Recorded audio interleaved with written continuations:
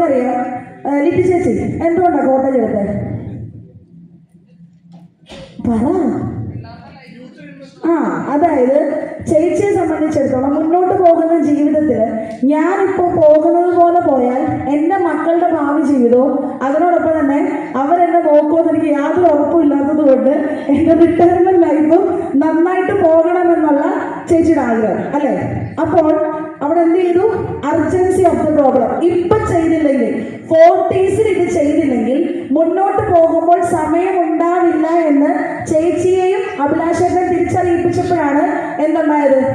അവർ cottage എടുക്കാൻ first അവർ തീരുമാനമെടുത്തത്. So first നമ്മൾ എന്തുണ്ടാക്കണം? പ്രോബ്ലത്തിന്റെ അത്യാവശ്യത്തെ ആർക്ക് മനസ്സിലാക്കിക്കണം? കസ്റ്റമറെ മനസ്സിലാക്കിക്കണം. So first one is urgency of the problem. അപ്പൊ 1 കഴിഞ്ഞു.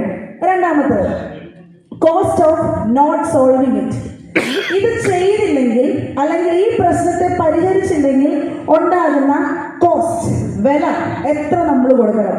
So cost of not solving it. പരിഹരിക്കാൻ പറ്റാത്ത ഒരു പ്രശ്നമായി അത് മാറിക്കഴിഞ്ഞാൽ എന്ത് ചെയ്യാൻ പറ്റും? ഇപ്പൊ അത് നമുക്ക് കാണിച്ചു കൊടുക്കാം. ഒരുപാട് പേര് ഓൾഡ് ഏജിൽ താമസിക്കുന്നു.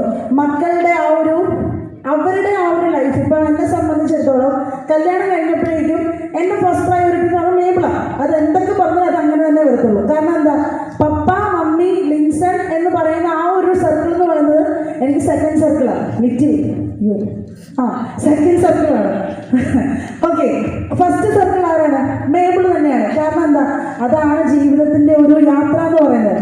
സോ ഈ പ്രശ്നത്തെ പരിഹരിച്ചില്ലെങ്കിൽ കുറച്ച് നാളുകൂടെ കഴിയുമ്പോൾ ഇവിടെ ഉണ്ടാകാൻ പോകുന്ന പ്രശ്നം, ഞാൻ ഒരാളെ മാത്രം ഉദാഹരണം എടുത്തുള്ളൂ, ലിപി ചേച്ചിയാണ് അഭിലാഷേട്ടൻ. അപ്പൊ അവരുടെ ജീവിതത്തിൽ ഉണ്ടാകാൻ പോകുന്ന പ്രശ്നങ്ങൾ സോൾവ് ചെയ്തില്ലെങ്കിൽ ഉണ്ടാകുന്ന വില അത് കാണിച്ചു കൊടുക്കുക.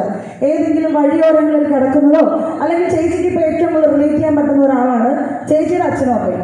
കാരണം ഇവരുടെ ജീവിതത്തിലെ പ്രശ്നങ്ങൾ കാരണം അത്യാവശ്യം പണമുള്ള ഒരു അനിയത്തി ഉണ്ടായിട്ട് പോലും അവർ കഷ്ടപ്പെടുന്ന കാണുമ്പോൾ ചേച്ചിക്ക് ഭയങ്കര വിഷമമുണ്ട്. ചേച്ചിക്ക് പൈസ കൊടുക്കണമെന്നുണ്ട്, പക്ഷേ ഇപ്പൊ കൊടുക്കുന്നുണ്ട്, നേരത്തെ അത് കൊടുക്കാൻ പറ്റുന്നില്ല.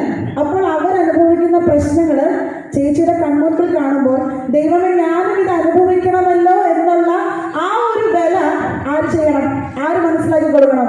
നമ്മൾ സംസാരിക്കാൻ പോകുന്ന കസ്റ്റമറിന് മനസ്സിലാക്കി കൊടുക്കണം. So second one, cost of not solving it. മൂന്നാമത്, ഇപ്പൊ 1 കഴിഞ്ഞു, 2 കഴിഞ്ഞു.